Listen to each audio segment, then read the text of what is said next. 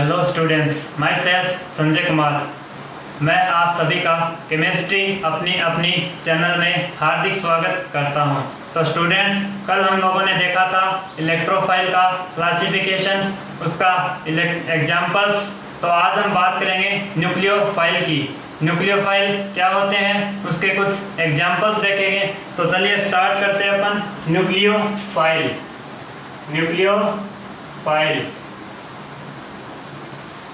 Nucleophile इसका basic meaning क्या होता है? न्यूक्लियो प्लस फाइल, ये दो वर्ड से मिलकर बना होता है न्यूक्लियो प्लस फाइल। ये जो फाइल शब्द है ये फिलस से लिया गया है। फिलस, इस फिलस का बेसिक मीनिंग क्या होता है? लविंग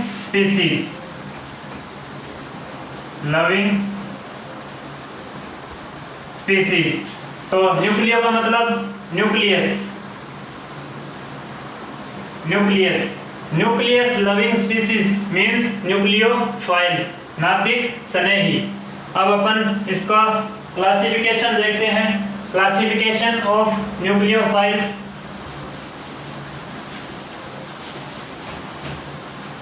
इसके क्लासिफिकेशन में देखेंगे किस तरीके से कुछ एग्जांपल्स होते हैं जो एज ए न्यूक्लियोफाइल बिहेव करेंगे।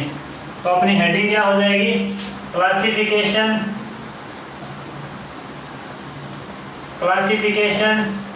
Of nucleophile. इसको मैं 3 कैटेगरी में डिवाइड करूंगा विद एग्जांपल्स। तो इसको सबसे पहली जो कैटेगरी है वो अपनी है नेगेटिव चार्ज स्पीसीज। ऐसी स्पीसीज जिसपे नेगेटिव चार्ज हो वो एज ए न्यूक्लियोफाइल बिहेव करेगी। सेकंड में इसको लेता हूं अपना जिसके पास लोन पेयर हो, स्पीसीज हैविंग लोन पेयर। ऐसी स्पीसीज जिनके पास लोन पेयर प्रेजेंट हो वो एज ए न्यूक्लियोफाइल बिहेव करेगी। थर्ड इसके आते हैं कार्ब धात्विक अभिकर्मक, ऑर्गेनोमेटेलिक रिएजेंट्स।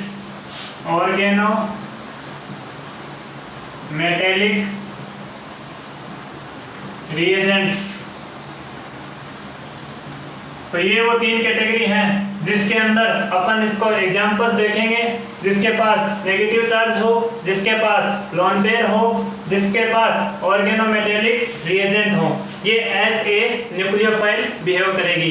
तो अपन सबसे पहले बात करते हैं नेगेटिवली चार्ज्ड स्पीसी की। इसके कुछ एग्जांपल्स देख लेते हैं जिससे अपने को इजीली समझ आ जाएगा।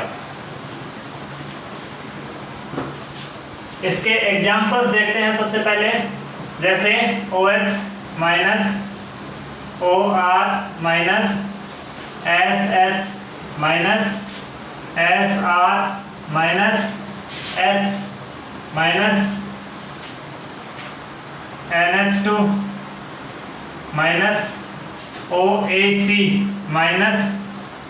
और भी बहुत एग्जांपल्स हैं जिसपे इन सभी स्पीसीज में इनके ऊपर नेगेटिव चार्ज है, तो ये एज ए न्यूक्लियोफाइल बिहेव करेगी। अब अपन बात करते हैं सेकंड था अपना स्पीसीज जिसके पास लोन पेयर हो। सेकंड अपन बात करते हैं स्पीसीज हैविंग लोन पेयर। ऐसे इसके एग्जांपल्स देख लेते हैं। इसमें जैसे अमोनिया, सबसे पहला इसका एग्जांपल है अमोनिया, RNH2। ये इसके पास भी लोन पेयर है, RSH, ROH, H2O, R2NH। और भी एग्जांपल हो सकते हैं। ये सभी वो स्पीसीज हैं जिनके पास लोन पेयर प्रेजेंट है, तो ये एज ए न्यूक्लियोफाइल बिहेव करेगी। थर्ड जो अपनी कैटेगरी थी वो थी organometallic reagent, metallic reagent. Organometallic reagent जैसे सबसे पहले मैं बात करूं RMgX, जैसे RLI, जैसे R2CuLi, जैसे R2ZN। इनमें इन सभी में ये ऑर्गेनोमेटेलिक रिएजेंट होते हैं जिसमें ये R कुछ भी हो सकता है। ये R नेगेटिव होता है, इस पे नेगेटिव चार्ज है, ये एज ए न्यूक्लियोफाइल बिहेव करेगी। तो इसको RMgX को क्या बोलते हैं? Grignard reagent. Grignard reagent, Grignard reagent बोलते हैं इसको। और RLI इसको क्या बोलते हैं? Super Grignard, super Grignard reagent. R2CuLi को बोलते हैं गिलमान्स रिएजेंट, गिलमान्स रिएजेंट। R2ZN इसको क्या बोलते हैं अपन? Frankland reagent, Frankland reagent. तो अपन ने बात की ऑर्गेनोमेटेलिक रिएजेंट्स जो एज ए न्यूक्लियोफाइल बिहेव कर रहे हैं। Grignard reagent, super Grignard reagent, Gilman's reagent, Frankland reagents, ये एज ए न्यूक्लियोफाइल बिहेव करते हैं। इसके अलावा अपन कुछ और एग्जांपल्स देख लेते हैं जो एज ए न्यूक्लियोफाइल बिहेव करेंगे। एग्जांपल्स ध्यान से समझिएगा, इसी से आपको ये इसका क्लासिफिकेशन इजीली समझ में आ जाएगा। एग्जांपल्स ऐसे और बताता हूं मैं, जैसे benzene. Benzene as a nucleophile behave करती है। जैसे एग्जांपल लेता हूं मैं CH2 डबल बॉन्ड CH, एक ऐसा ग्रुप जो इलेक्ट्रॉन रिलीजिंग ग्रुप हो। इलेक्ट्रॉन रिलीजिंग ग्रुप का मतलब ऐसा ग्रुप जो इलेक्ट्रॉन देने की क्षमता रखते हो, जैसे OH, जैसे NH2, जैसे SH, और भी हो सकते हैं जिनके पास क्या हो, लोन पेयर प्रेजेंट हो। ये अपने लोन पेयर, जैसे मैं एक नॉर्मल एग्जांपल लेता हूँ CH2 डबल बॉन्ड CH-OH, ये जो इसके पास जो लोन पेयर है, ये लोन पेयर अपना डोनेट करने की कैपेसिटी रखेगा। ये इलेक्ट्रॉन इधर, ये इलेक्ट्रॉन इधर। इस CH2 पे जो नेगेटिव चार्ज आएगा उसकी वजह से ये एज ए न्यूक्लियोफाइल बिहेव करेगा।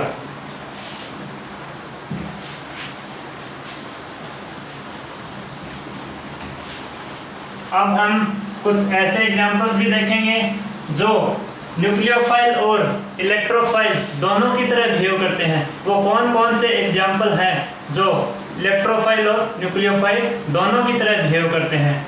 तो अपनी हेडिंग हो जाएगी species having electrophile and nucleophile both character, both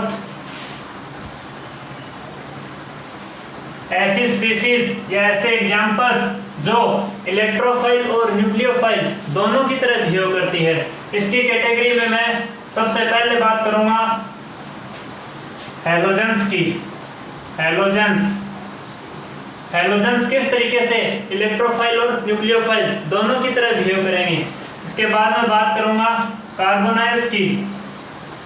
carbonyls third इसकी कैटेगरी में आता है इमीन्स। फोर्थ इसकी कैटेगरी में आता है साइनाइड।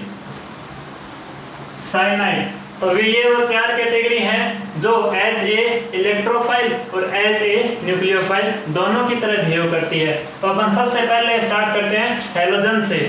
हैलोजन किस तरीके से एज ए इलेक्ट्रोफाइल और एज ए न्यूक्लियोफाइल दोनों की तरह बिहेव करेगा।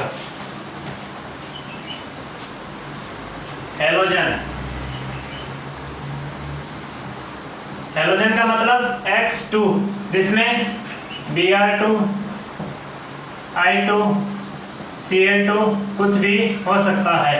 इसकी मैं बात करता हूँ कैसे ये एज ए इलेक्ट्रोफाइल बिहेव करेगा, कैसे एज ए न्यूक्लियोफाइल। तो इलेक्ट्रोफाइल की तरह किस तरीके से बिहेव करेगा इसको मैं डिफाइन कर देता हूँ, इलेक्ट्रोफाइल और ये एज ए न्यूक्लियोफाइल। जैसे मैं एग्जांपल लेता हूँ X2, XX मतलब Br2, I2, Cl2 कुछ भी हो सकता है यहाँ पे।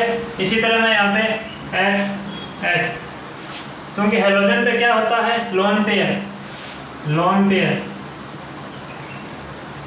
तीन लोन पेयर होते हैं इस पे भी तीन लोन पेयर, यहाँ पे भी लोन पेयर, यहाँ पे भी लोन पेयर। तो ये स्पीशीज किस तरीके से एज ए इलेक्ट्रोफाइल बिहेव करेगी, जैसे अगर यहाँ से आने वाला जो न्यूक्लियोफाइल होगा, आने वाला न्यूक्लियोफाइल, ये न्यूक्लियोफाइल इस सिग्मा का जो सिग्मा एंटी बॉन्डिंग है, ये सिग्मा क्या हो गया, एंटी बॉन्डिंग।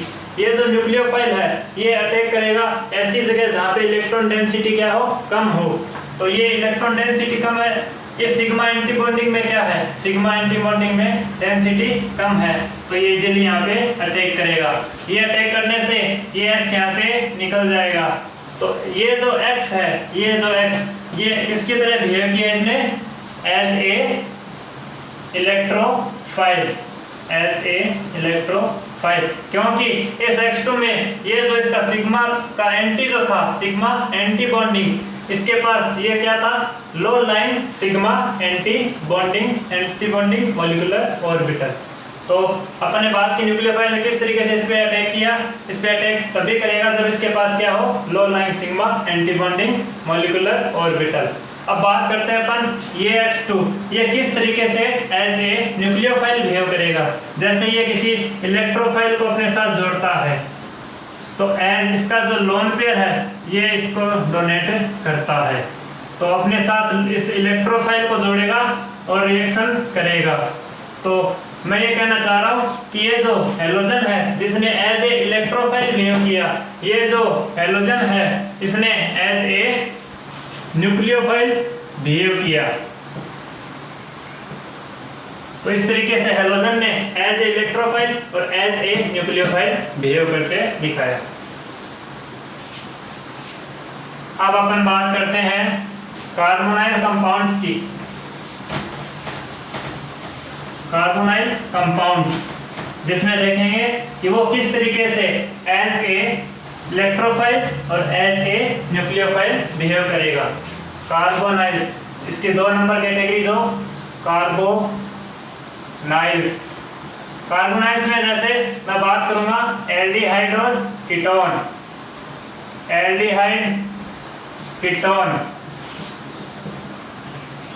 या मैं इसको इजीली समझा सकता हूं आपको कीटो इनोल टोटोमेरिज्म से।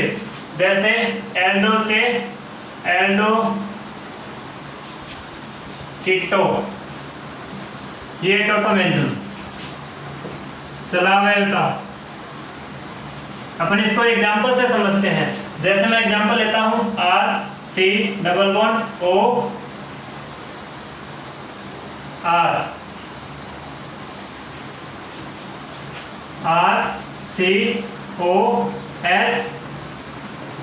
RCOH मैंने ये कॉमन एग्जांपल लिया है कीटोइनोल टोटोमेरिज्म का। अगर मैं इस R की जगह कुछ भी हो सकता है CH3। अब अपन बात करते हैं किस तरीके से कीटो का इनोल में as a electrophile as a nucleophile behave करेगा।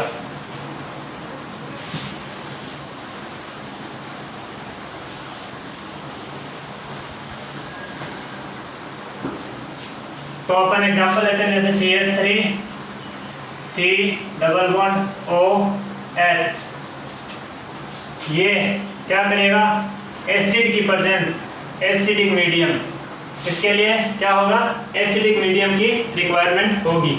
तो ये क्या करेगा, इस ऑक्सीजन का जो लोन पेयर है ये क्या करेगा, इस H को ले लेगा। H को कैसे लेगा, CH3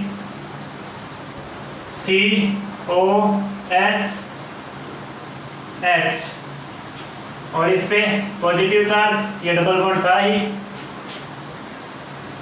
ये हो गया।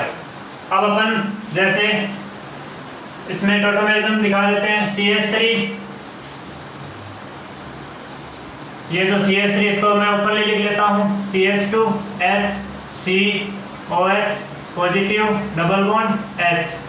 इसमें अब टोटोमेरिज्म दिख जाएगी, इस बॉन्ड के इलेक्ट्रॉन इधर, इस बॉन्ड के इलेक्ट्रॉन इधर। इसमें टोटोमेरिज्म शो कर रहा हूँ, CH2 डबल बॉन्ड OH। इस H की जगह कुछ भी हो सकता है, R भी हो सकता है। यहाँ भी अपन H की जगह क्या ले सकते हैं, R। तो ये क्या हो गया, इनोलिक फॉर्म, इनोल। और ये क्या हो गया, ये कीटोनिक फॉर्म। बेसिकली ये क्या है, कीटोनिक फॉर्म, ये क्या है, इनोल फॉर्म। कीटोनिक में क्या आता है, ये प्रोटोनेटेड कीटोनिक फॉर्म बोल सकते हैं इसको अपन। तो ये किस तरीके से एज ए इलेक्ट्रोफाइल, किस तरीके से एज ए न्यूक्लियोफाइल बिहेव करेगी, ये भी मैं बता देता हूँ।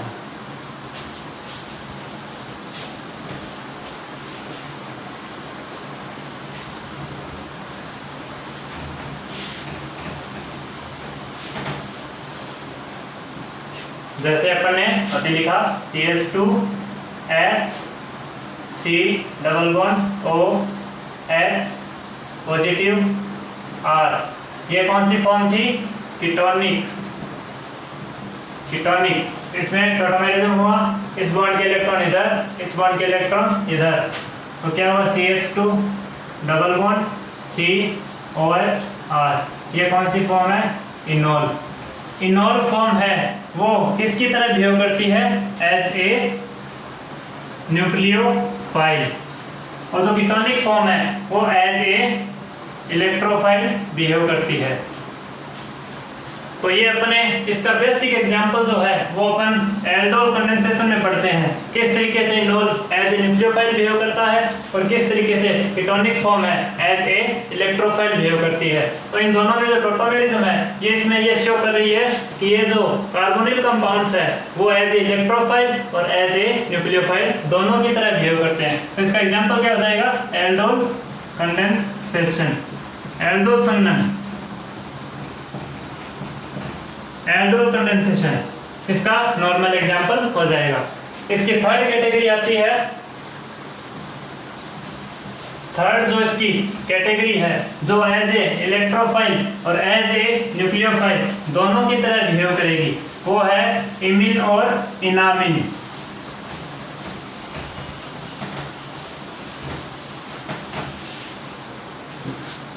इसकी थर्ड जो कैटेगरी जो एज ए न्यूक्लियोफाइल और एज ए इलेक्ट्रोफाइल दोनों की तरह बिहेव करेगी, इमिन इनामिन, इमिन और इनामिन। ये इसमें tautomerism same as keto enol tautomerism. कैसे, मैं एक नॉर्मल एग्जांपल से समझाता हूँ। एग्जांपल जैसे इमिन क्या होती है, R C double bond N H, इसको क्या बोलते हैं, इमिन। ये जो ग्रुप है इसको क्या बोलते हैं, इमिन। इमिन हो गई। और इसमें जब टोटोमेरिज्म होगी एसिडिक मीडियम, तो ये क्या करेगा, इस R की जगह मैं कुछ भी ले सकता हूँ, जैसे CH3। तो यहाँ से टोटोमेरिज्म के बाद क्या बनेगा, CH2 डबल बॉन्ड NH2 और ये R, इसको क्या बोलते हैं, इनामिन। ये अपनी बन गई इनामिन। तो इनामिन हमेशा ही एज ए न्यूक्लियोफाइल बिहेव करेगी। ये बिल्कुल वैसे ही है जैसे अपने कीटो इनोल टोटोमेरिज्म पढ़ी, एज ए न्यूक्लियोफाइल। और इमिन क्या होगी, एज ए इलेक्ट्रोफाइल बिहेव करेगी, क्योंकि इस इमिन में ये जो कार्बन है ये एज ए इलेक्ट्रोफाइल साइट है, इलेक्ट्रोफिलिक साइट, ये इलेक्ट्रोफिलिक साइट है। और इसमें टोटोमेरिज्म के बाद ये जो नाइट्रोजन का लोन पेयर है ये यहाँ पे आ जाएगा और इस बॉन्ड के इलेक्ट्रॉन इधर चले जाएंगे। तो इस CH2 पे क्या आएगा, नेगेटिव चार्ज। नेगेटिव चार्ज आने से ये किसी ऐसी स्पीशीज पे अटैक करेगा जिसके पास इलेक्ट्रॉन्स की कमी है। तो इसमें नेगेटिव आने से ये एज ए न्यूक्लियोफाइल बिहेव करेगी।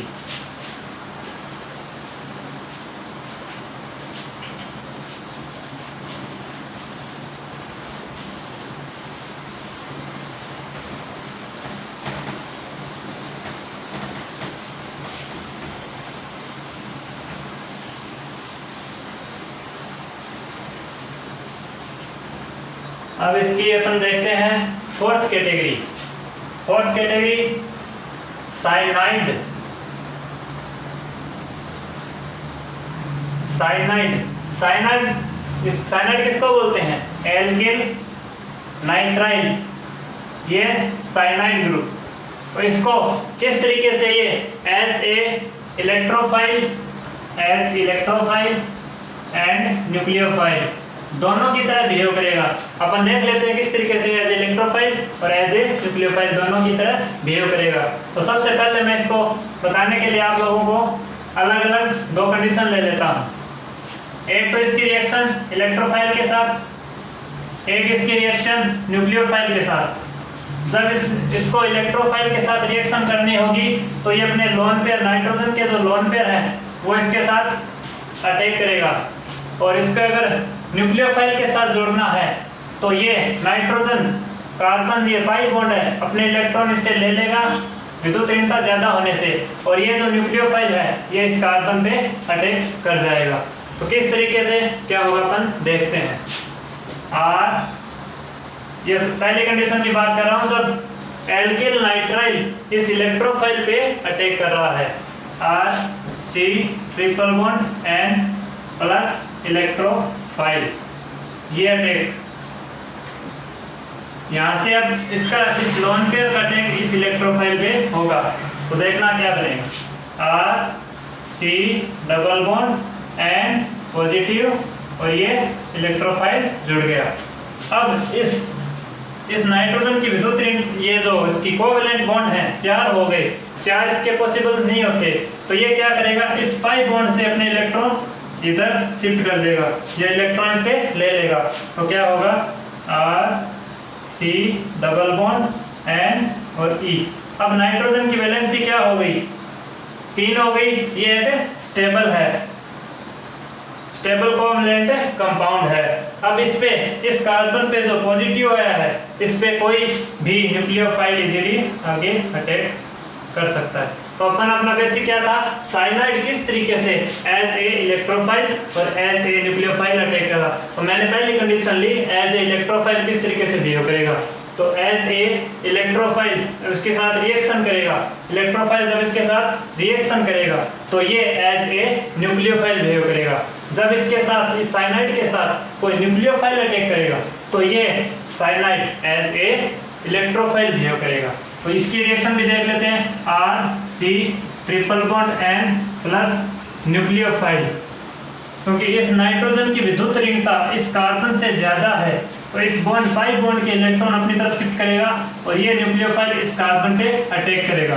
तो ये जो साइनाइड है इस समय ये किसकी तरह बिहेव कर रहा है, एज ए इलेक्ट्रोफाइल, क्योंकि इस कार्बन पे पॉजिटिव चार्ज होगा और इजीली इस पे कोई न्यूक्लियोफाइल अटैक करेगा। तो ये क्या बनेगा, RC double bond N minus, और इस कार्बन पे क्या जुड़ जाएगा कि न्यूक्लियोफाइल। अब इसके आगे इस नाइट्रोजन पे न्यूक्लियोफाइल न्यूट्रल होगा, सॉरी।